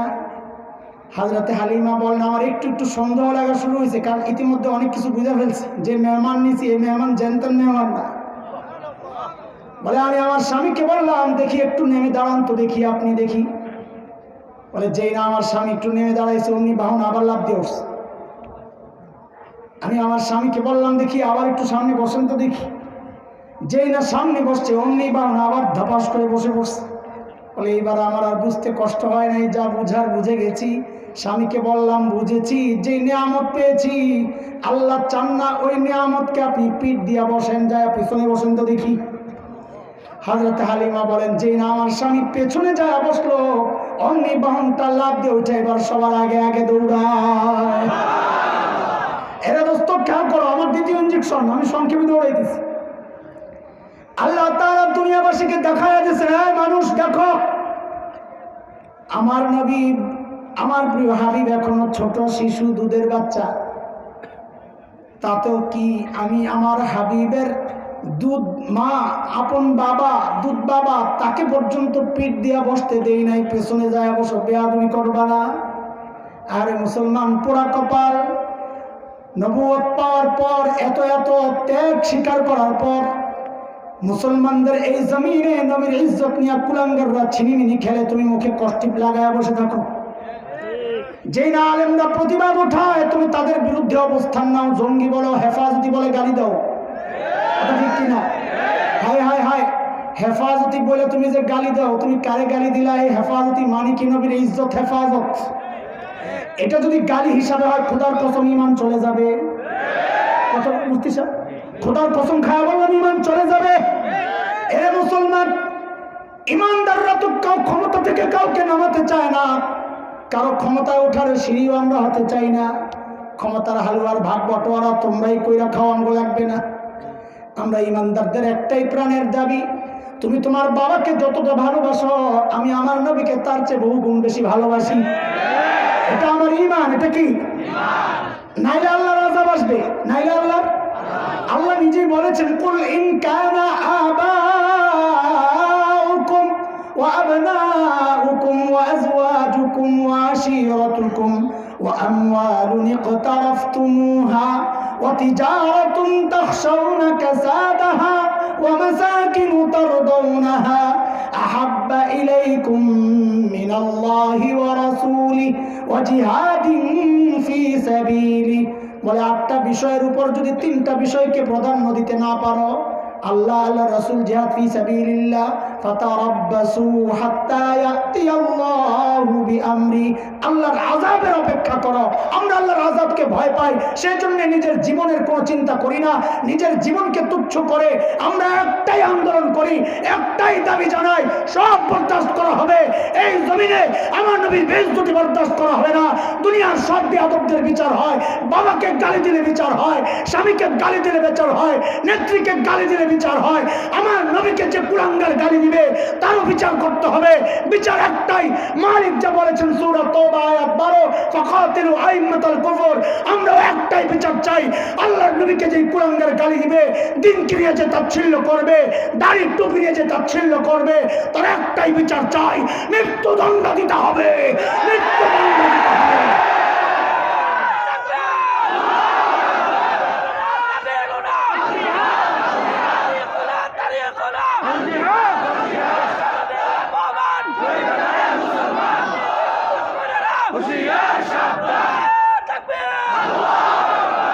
হযরত হালিমাতুস সাদিয়া বলেন যেই বাহন ছিল সবার পেছনে পেছনে, এখন ওই বাহন সবার আগে আগে দৌড়ায়। তাইফের মেয়েরা জিজ্ঞেস করে হালিমা কি খাওয়াইছো ওটারে ভিটামিন? না না না, এটা বাহনের কোনো কারামতি না, আমি এক বড় আজীব মেহমান পাইছি, এটা আমার মেহমানের কারামতি। আল্লাহু আকবার। তাই পৌঁছার পর হযরত হালিমার বর্ণনা, আমার বকরিগুলো যখন ঘরে ফিরে ওলানে ভরা দুধ, তাইফের মেয়েরা বলে হালিমা তোমার বকরি কোন জায়গায় দুধ খাওয়ায়, ঘাস খায় একটু দেখা দাও। আমরা যেমন মোটা পোলাপান দেখলে বলে তোর বাবা কোন দোকানের চাল খাওয়ায় রে, ঠিক না? তাইফের মেয়েরা হালিমারে যায় ঠিক ওই কথাই কইছে, বোন তোমার ছাগলগুলা কই ঘাস খায় একটু দেখায়া দাও না। হালিমা বলে এটা ছাগলেরও কেরামতি না, এটা ঘাসেরও কেরামতি না, এটা আমার কুরাইশি মেহমানের কেরামতি। বাদ দাও, বরকত আর কত বলবো, অনেক হাজার হাজার বরকত। চলো আমার নবী কেমন সুন্দর ছিলেন এটা বলে শেষ করে দিই। তো ইঞ্জেকশন রয়ে গেছে, আখেরে দিব ইনশাআল্লাহ। কত সুন্দর ছিলেন আমার নবী, আল্লাহু আকবার। হযরত হালিমাতুস সাদিয়ার ছোট্ট একটা মেয়ে ছিল, সীমা। কি নাম? ওই মেয়ে বকরি টুকরি চড়ায়, ঘরে আর কাজের লোক নাই। তো একদিন বকরি নিয়ে ফিরতে ফিরতে দেরি হয়ে গেছে, হালিমা গেছে রাগ হইয়া, হাই তাড়াতাড়ি আসতে পারো, মেয়ে মানুষ টেনশন লাগে, মা তো। সীমা করছে মাই অভিমান, কাজও করি, বকাও শুনবো, যাও আমি যাবো না। তো হালিমা তো বুঝছেন যে তোমার কোন জায়গায় ধরলে তুমি সোজা হইবা, আস্তে করে বলে দিচ্ছেন, ও যাইবা না, আমার কি, তোমার কুরাইশি ভাই না খায়া থাকবো, আমার কি। সীমা কুরাইশি ভাইকে বড় মহব্বত করতো, এইটা বলার সাথে সাথে বলে গেছে আম্মা যাবো, তবে একটা শর্ত আছে। কি শর্ত? বলে সাথে যাওয়ার সময় আমার ভাইয়াকেও সাথে দিয়ে দেওয়া লাগবে। হালিমা বলে একা একা যায় বকরি সামলাইতে পারো না, আবার পিচ্ছি নিয়ে যাবো, আরো মুসিবত। হযরতে সীমা বলেন না মা না, ওই যে আরেকদিন ভাইয়াকে নিয়ে গিয়েছিলাম মারে, ওই দিনের খবর তো তোমারে জানাই নাই। আমার ভাইয়ারে বকে নিয়ে নিয়ে যখন আমি চলি মারে, অন্য দিনের মতো বকরিগুলাকে ডাক দেওয়া লাগে নাই, ধরাও লাগে নাই, সবগুলো লাইন ধরে ধরে পিছনে পিছনে হেঁটেছে। ময়দানে গিয়া মারে আমি আমার ভাইয়ার চেহারার দিকে তাকায় রয়েছি, আরে কি সুন্দর চেহারা, মা কখন দিন শেষ হয়ে গেছে আমার খবর নেই। অন্ধকারে অন্ধকারে একটু ভাব দেখে ভিতরে ভয় ঢুকছে, যাহারে আমার বকরিগুলো না জানি হারায় গেছে। ও মা, এই টেনশন নিয়ে যেই না মাথা উঠাইছি, কি দেখছি মা জানো? আমি যেমন আমার ভাইয়ার চেহারার দিকে তাকায় রয়েছি, সবগুলো বকরি চারদিক থেকে লাইন ধরে এমনি আমার ভাইয়াকে দেখতেছি। কি সুন্দর ছিলেন আমার নবী, সুবহানাল্লাহ। আম্মা জান আয়েশা বলেন, আরে মিশরের মেয়েরা হযরত ইউসুফ আলাইহিস সালাতু ওয়াস সালামকে দেখে হাতের আঙ্গুলগুলো কেটেছিল না? সূরা ইউসুফে আসছে না, وقطعنا أيديهم وقلنا حاش لله ما هذا بشرا إن هذا إلا ملك كريم। ওটা মানুষ না, মানুষ না, মানুষ এত সুন্দর হয় কেমনে? বলে কি, ওটা সম্মানিত ফেরেশতা। আম্মা জান বলেন কি জানেন? বলে মিশরের মেয়েরা যদি আমার হাবিবকে দেখতো তো ওই ছুরি দিয়ে আঙ্গুল কাটতো না, নিজেদের কলিজাগুলো টুকরা টুকরা করতো। আরে কলিজা টুকরা করতে তো আমিও রাজি, দেখা না না দেখে। তুমি রাজি না? যদি এই অফার করা হয়, এই তোর নবীরে গালি দেওয়া হবে না, শর্ত আছে। বলে কি? বলে তোর মাথা থেকে পায়ের আঙ্গুল পর্যন্ত ধরে 1 লক্ষ টুকরা করা হবে। বলবো 1 লক্ষ কেন, যদি 1 কোটি টুকরাও করতে হয় করো, তো আমার নবীরে গালি দিবি না? এই জীবন শতবার নবীর জন্য ফিদা, ফিদাকা বিআবি ওয়া উম্মি ইয়া রাসূলুল্লাহ। এই জীবনকে 1000 বার কোরবানি করতে প্রস্তুত আছি নবীর ইজ্জত রক্ষায়। রাজি আছি ইনশাআল্লাহ? ইনশাআল্লাহ। কবি হাসান ইবনে সাবিত আরবের বিখ্যাত কবি। কবিদের কাজ হচ্ছে সৌন্দর্যকে লেখায় ফুটায়া তোলা। নবীর চেহারার দিকে তাকায়া তাকায়া কবিতা লিখতেছেন, আরে কি সুন্দর, কি লিখবো আমি, লেখাই তো আসে না। তো কবি হাসান ইবনে সাবিত লিখতেছেন, ওয়া আহসানু মিনকা লাম তারা কাত্তু আইনি ওয়া আজমালু মিনকা লাম তালিদিন নিসা খুলিকতা মুবাররাআন মিন কুল্লি আইবিন কাআন্নাকা ক্বাদ খুলিকতা কামা তাশা। এই মালিক, ওগো হাবিব আমার, আপনার চেয়ে সুন্দর এই চোখ কোনোদিন কাউকে দেখে নাই, কোন মা আপনার চেয়ে সুন্দর কাউকে জন্ম দেয় নাই।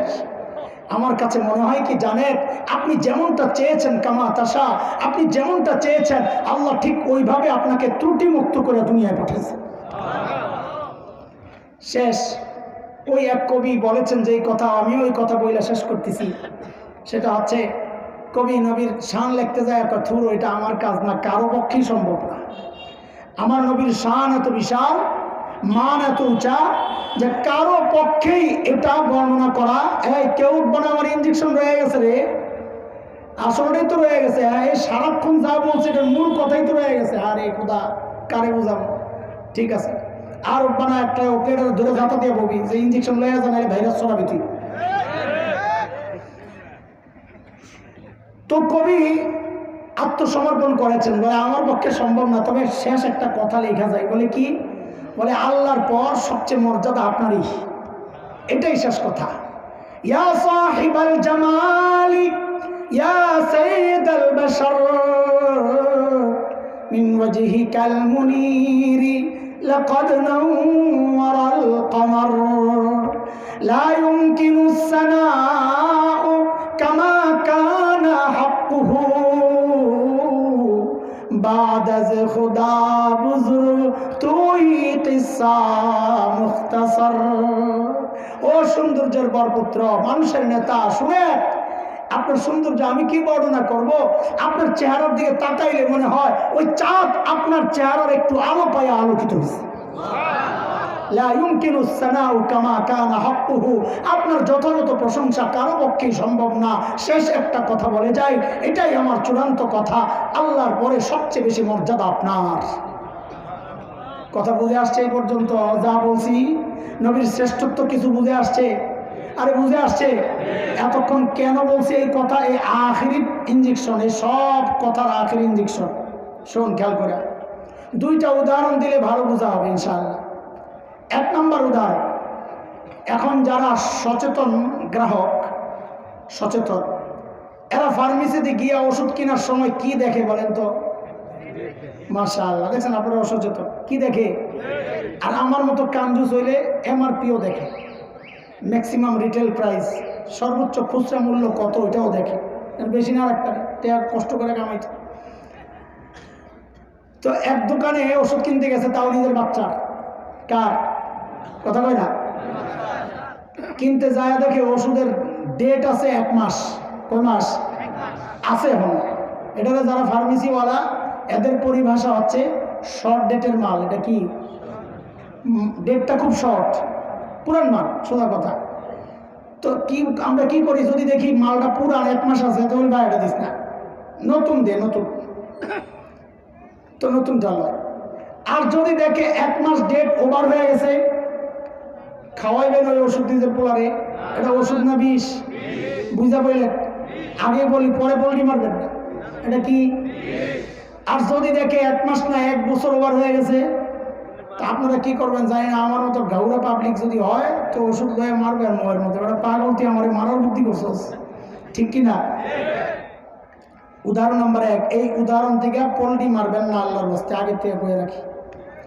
উদাহরণ নাম্বার 2, নতুন জামাই গেছে বিয়ে করবার জন্য, রাস্তায় জ্যাম, ওই যে খালি জ্যামের বেচার উদাহরণ, আজকে আমারও যা পাইছে, রাস্তায় জ্যাম, দিনও ছোট, দুপুরে বিয়ে শাদীর পরেই খাওয়া দাওয়ার কথা ছিল, আস্তে আস্তে আসর হয়ে গেছে। তো জামাই তো আখের শ্বশুর চিন্তা করছে কদিন পরে তো আমারই মেয়ের জামাই, কষ্ট দিয়ে লাভ কি, এটা তার বক্তা না, বলে আগে ওয়াশ করলাম এরপরে খাওয়ান পাবলিক যেতেছে, এটা তো জামাই, বিয়া পরে হইব, আমারই তো জামাই, আগে খায়ালো, তো খানায় বসাই দিছে আগে। আরে হয়নি আপনাকে এরকম? কথা কয় না, আসতে দেরি হলে বলে না যে খাওয়া দাওয়ার পর্বটা আগে শেষ হোক, আগ পরে হবে, বলে না? তো খাইতে বসছে, জামাই বাবুর সামনে বিশাল প্লেট, আস্তা খাসি, আস্তা মুরগি, বিভিন্ন কাবাব, এই বিভিন্ন এই যত আয়োজন আছে সব সেরা সেরা জিনিসগুলো দিয়া এটাকে সাজাইছে। সাজায়নি আপনার দেশে? কাঁচা বলে সাজায়নি? আরে আগে তো জানলাম না। তো জামাই বাবু ওই মজাদার সুস্বাদু এবং দামি খাবারের দিকে তার মনোযোগ নাই, সে তাকায় রয়েছে। পাশে ডেকোরেটররা একটা টুকরি রাখছে, ডাস্টবিন, উচ্ছিষ্ট যা আছে ঝুটা ওখানে নিয়ে ফালায়, হাড্ডিগুলা ফালায়।